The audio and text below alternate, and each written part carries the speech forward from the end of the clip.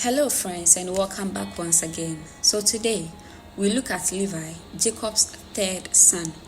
His life reminds us that while sin may stain our past, God's grace can redeem our future and even use us for His service. So, let's walk through Levi's story step by step. So, 1. Levi's birth. You can see this in Genesis 29, verse 34. Levi was born to Leah, Jacob's first wife. His name means attached because Leah hoped Jacob would become attached to her after 3 sons. Levi grew up in the same family struggle as his brothers, caught between father's favoritism and a mother's longing for love. So what lesson can we learn from this?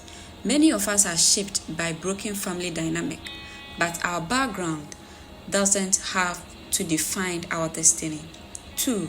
Levi's violence with Simeon. You can see this in Genesis 34, verse 25 to 30. When their sister Diana was defiled by Shechem, Levi and his brother Simeon burned with anger. They deceived the men of Shechem, had them circumcised, and when the men were weak, they struck them down and killed them all.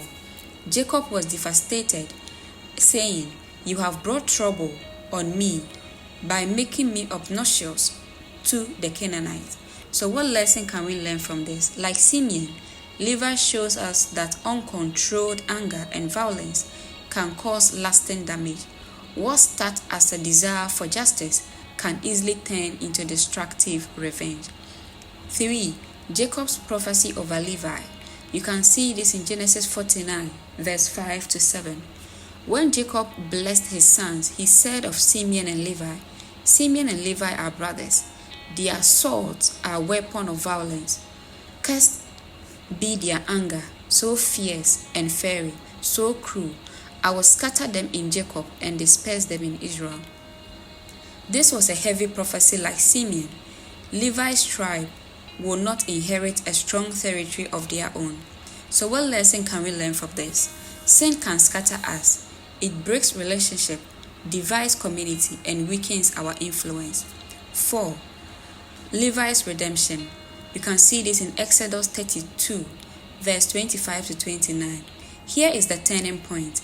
Generations later, when Israel worshipped the golden calf at Mount Sinai, Moses stood and cried, "Whoever is for the Lord, come to me." It was the sons of Levi who railed to Moses. They stood for holiness when others bowed to idols. Because of this, God turned Jacob's curse into calling. The Levites were chosen to serve as priests and caretakers of God's tabernacle. So what lesson can we learn from this? God can redeem even the worst past.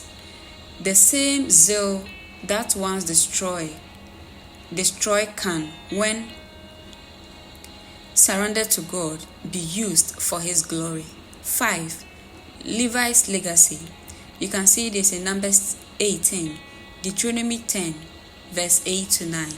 Levi's tribe never received land as an inheritance. Instead, the Lord Himself became their inheritance. They were scattered, not in judgment now, but in service. Every tribe of Israel and Levites had Levites among them to minister before the Lord. So what lesson can we learn from this?